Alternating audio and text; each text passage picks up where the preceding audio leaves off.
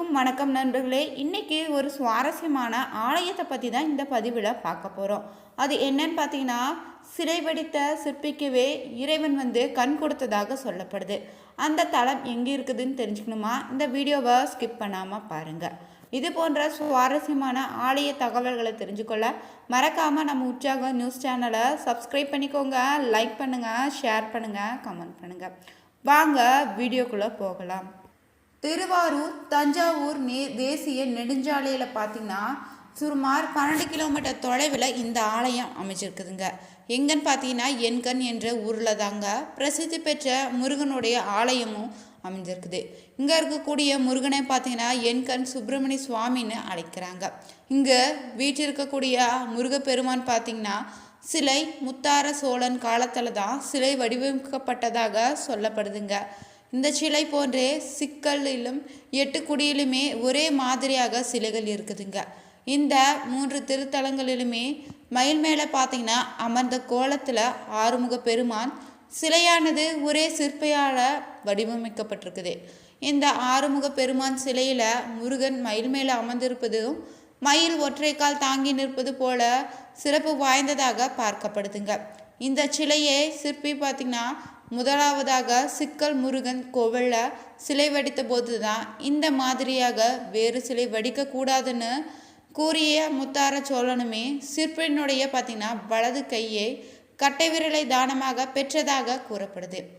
வலது கையின் பார்த்திங்கன்னா கட்டை விரல் இல்லாத சிற்பி மீண்டுமே 8 கொடியில் முருகனுடைய சிலையை வடித்ததை அறிந்த சோழர் பார்த்திங்கன்னா சிற்பினுடைய 2 கண்களையுமே தானமாக பெற்றுக்கொண்டதாகவும் வலது கை கட்டை விரலை இல்லாமலுமே 2 கண்களும் இல்லாத சிற்பி பார்த்திங்கன்னா அசிறுதியாக என்கண் முருகன் சிலை வடிக்க இறைவன் பணிந்ததாக வரலாறுல சொல்லப்படுதுங்க. 2 கண்களுமே பார்த்திங்கன்னா வலது கை கட்டை விரலும் இல்லாமல் சிற்பி வடித்த சிலை இந்த ஆலயத்தில் பிரதிஷ்டை செய்யப்பட்டிருக்குது. இந்த ஆலயத்தினுடைய சிலை வடித்த சிற்பிக்கு பார்த்திங்கன்னா இறைவனுமே கண் கொடுத்ததால என்கண் என்ற ஊரும் இந்த பெயர் பெற்றிருக்குதுங்க. 8 கண்கள் கொண்ட முருகன் என்பதால் என்கண் என்ற பெயரில் இந்த தலம் அமைக்கப்படுது. என்கண் சுப்பிரமணிய சுவாமி கோயிலில் பார்த்திங்கன்னா மூலவராக பிரம்மபூரீஸ்வரர் காட்சியளிக்கிறாரு. உற்சவர் பார்த்திங்கன்னா சுப்பிரமணிய சுவாமி. அம்மன் பெரியநாயகி தலவிருச்சமாக வள்ளி மரம் அமைஞ்சிருக்குதுங்க.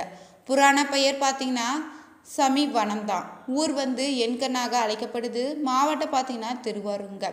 ஒரு சமயம் பார்த்திங்கன்னா பிரணவ மந்திரத்தினுடைய பொருள் குறித்து தாங்க விளக்கம் அளிக்க பிரம்மதேவரிடம் கேட்டிருக்காரு முருகப்பெருமானுமே. பிரம்மதேவரால் தெளிவான விளக்கம் அளிக்க இயலாமல் இருந்திருக்குது. சிறையில் அடைக்கப்பட்டார். இதை தொடர்ந்து பார்த்திங்கன்னா பிரம்மதேவர் செய்து வந்த படைப்பு தொழிலையுமே முருகப்பெருமான் தொடர்ந்திருக்காரு. மிகவும் வருத்தத்தில் இருந்த பிரம்மதேவரும் பார்த்திங்கன்னா சிவபெருமானை நோக்கி தவம் இருந்திருக்காராம். தனது 8 கண்களால் அவரை அர்ச்சித்தார்.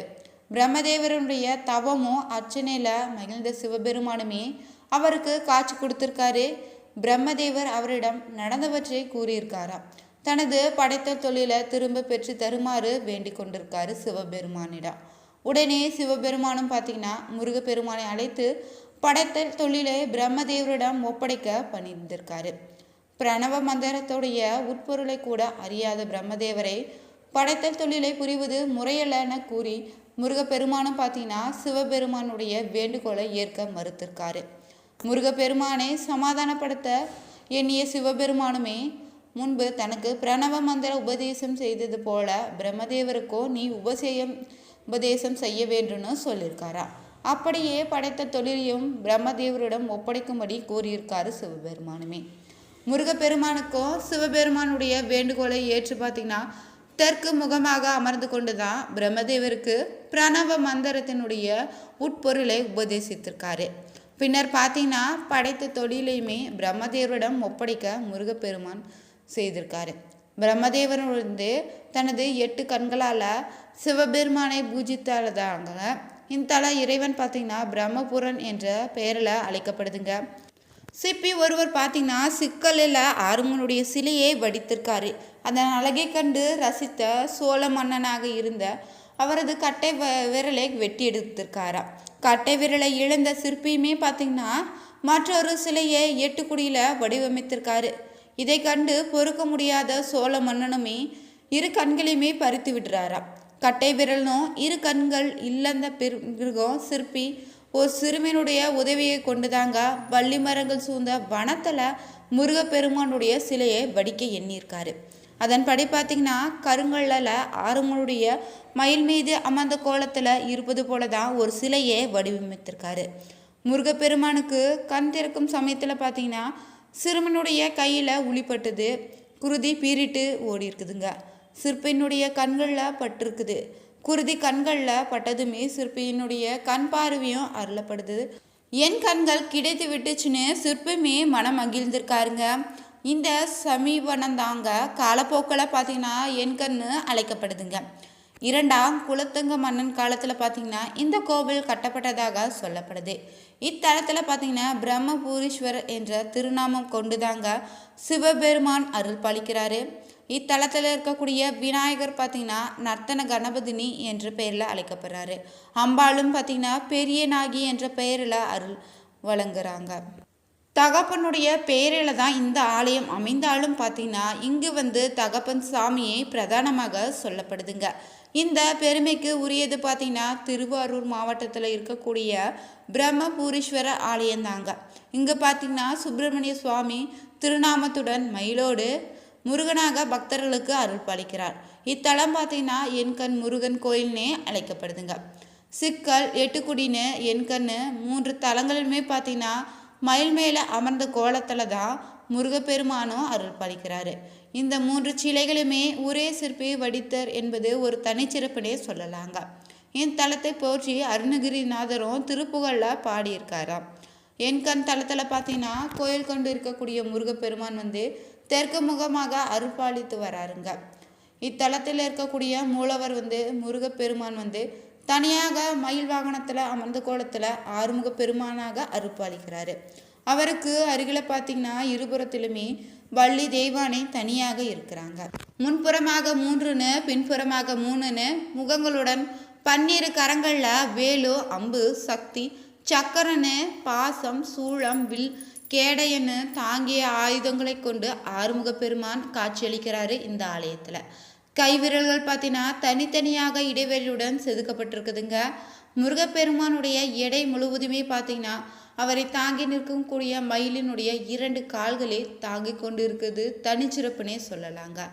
தன் திருஷ்டி தொழிலை முருகனிடமிருந்து மீண்டு பெறத்தான் பிரம்மாவுமே சிவனை நோக்கி 8 கண்களால் பூஜித்த தலந்தாங்க இந்த தலம். பங்குனி மாதத்தில் பார்த்தீங்கன்னா இந்த தலத்தில் 3 நாட்களுமே திருக்கோயிலில் மேலே சூரிய ஒளி பிரம்மபூரீஸ்வரர் மேலே விழுதுங்க. கண் நோய்பட்டவங்க இந்த தலத்தில் வழிபட்டு கண் நோயிலிருந்து நலம் அடைவாங்களாம். தலத்தில் பார்த்தீங்கன்னா தெற்கு புற வாயில பார்த்தீங்கன்னா தனி கோயிலாக கொண்டு இருக்குங்க. ஆதி நாராயண பெருமாளும் கருடாழ்வாருடைய மேல் அமர்ந்த அற்புத கோலத்தில் மூல கருவறையில் காட்சியளிக்கிறாரு. ஒரு சமயம் பிரகு முனிவர் பார்த்தீங்கன்னா சாபத்தால் சிம்மவர்ம மன்னனுடைய சிங்கமுகம் மனித முகமாக மாறிவிடுதுங்க. மீண்டும் சிங்கமுகத்தை பெற வேண்டி சிம்மவர்ம மன்னனுமே தான் தினசரி வேட்டாற்றில் நீராடி எண்முகன் முருகனை பெருமானை வழிபட்டு வந்திருக்காரா. சிம்மவர்ம மன்னனுடைய வழிபாட்டால் மகிழ்ந்த முருகப்பெருமானும் பார்த்தீங்கன்னா பௌர்ணமி திதியுடன் கூடிய தைப்பூச நட்சத்திர தினத்தில் பார்த்தீங்கன்னா மயில் மீது அமர்ந்த கோலத்தில் அவருக்கு காட்சியளித்திருக்காரு. சாப விமோச்சனமும் அளித்திருக்காராம். இதனால் இங்கே பார்த்தீங்கன்னா தைப்பூச தினம் கூடுதல் முக்கியத்துவமாக கொண்டாடப்படுது. இத்தலத்தில் பார்த்தீங்கன்னா கண் நோய் பாதிக்கப்பட்டவங்க இந்த தலத்துக்கு இறைவனை வேண்டி வழிபட்டாலே அந்த குறை விரைவில் அகலுன்னு சொல்லப்படுதுங்க.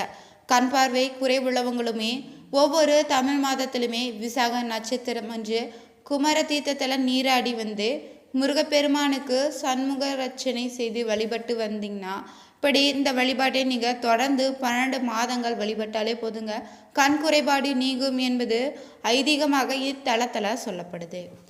ஆறுமுக பெருமானுக்கு பார்த்தீங்கன்னா தேன், பால், நல்லெண்ணெய், மஞ்சள் பொடி, திரவிய பொடின்னு, பஞ்சாமிர்தம்னு, தயிர், நெய், பலரசம், இளநீர், விபூதி, சந்தன, பன்னீர் மட்டுமே இத்தலை இறைவனுக்கு அபிஷேகத்துக்கு பயன்படுத்துகிறாங்க. இந்த வீடியோவில் பார்த்தீங்கன்னா முருகனுடைய சிறப்புடைய கோவில்களை ஒன்றாக இருக்கக்கூடிய எண்கண் முருகன் ஆலயத்தை பற்றி தெரிஞ்சுக்கொண்டோம்.